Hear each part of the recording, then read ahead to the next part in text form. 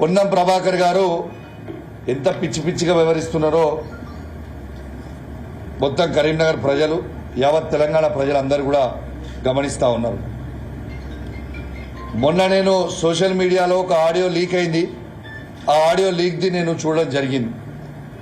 ఒక మంత్రిగా ఉండి ఒక శాసనసభ్యునిగా ఆడ ప్రజలు 2.5 లక్షల మంది హుజరాబాద్ నియోజకవర్గ ప్రజలు ఓట్లేస్తే నేను ఎమ్మెల్యేగా గెలవడం జరిగింది. ఎంత సిగ్గుచేటు అని నేను అడుగుతా ఉన్నాను. ఒక మంత్రి ఆర్డీఓ గారికి, ఎంఆర్ఓ గారికి కాన్ఫరెన్స్ కాల్ పెట్టి ఎట్టు పరిస్థితిలో మీరు ఎమ్మెల్యే గారి చేతి మీదకి కళ్యాణ లక్ష్మి చెక్కులు ఇస్తే మంచి పద్ధతి కాదు అనేది యావత్ తెలంగాణ ప్రజలందరూ కూడా విన్నారు. ఆడియో మంత్రి గారు మాట్లాడింది.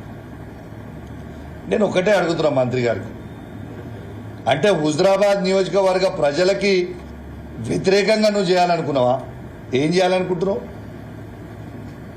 రెండోది, ఆర్డీఓ గారి మీద నేను సిఎస్కి కంప్లైంట్ చేసిన, యాక్షన్ తీసుకోవాలి అని చెప్పి ప్రభాకర్ గారు అన్నారు. నేను ఒక్కటే అడుగుతున్నా ప్రభాకర్ గారిని, నిన్నెందుకు బర్తరఫ్ చేయొద్దు?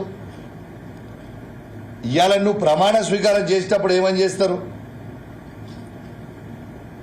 రాగ ద్వేషాలు లేకుండా మేము చేస్తామనేది కదా ప్రమాణం చేసింది. మరి చేసినప్పుడు ఇది తప్పు కదా నువ్వు చేసింది, నేను ఎందుకు బర్తరఫ్ చేయొద్దని నేను అడుగుతా ఉన్నాను. నేను పొన్నం ప్రభాకర్ గారికి కరీంనగర్ గడ్డ మీద నుంచి ఛాలెంజ్ విసురుతా ఉన్నాను. ఎందుకు అమాయకుడైన ఆర్డీఓ గారిని, ఎంఆర్ఓ గారిని ఎందుకు బలి చేద్దాం అనుకుంటున్నావు? నేను ఛాలెంజ్ కడుతున్నా నీకు. ఆర్డీఓ గారికి నాకు ఒక్క ఫోన్ కాల్ ఉన్నా కూడా గవర్నమెంట్ మీదే తీసుకోండి, ఒక్క ఫోన్ కాల్ కూడా ఉన్నా దేనికంటే దానికి ఛాలెంజ్. మీరు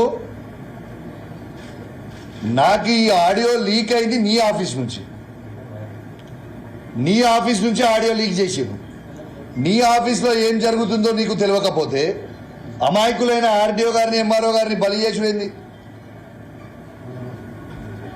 ఇలా ఖచ్చితంగా నేను కూడా డిమాండ్ చేస్తా ఉన్నాను, ఎటు పరిస్థితుల్లో పొన్నం ప్రభాకర్ గారిని ఖచ్చితంగా బర్తరఫ్ చేయాలని నేను కూడా డిమాండ్ చేస్తా ఉన్నాను. ఎందుకంటే ఇది ఆయన మాట్లాడేది, ఆయన ప్రమాణ స్వీకారం చేసిన దానికి దీనికి సంబంధం లేకుంటున్నది కాబట్టి ఖచ్చితంగా పొన్నం ప్రభాకర్ గారిని ఇలా బర్తరఫ్ చేయాలని కోరుతా ఉన్నాను.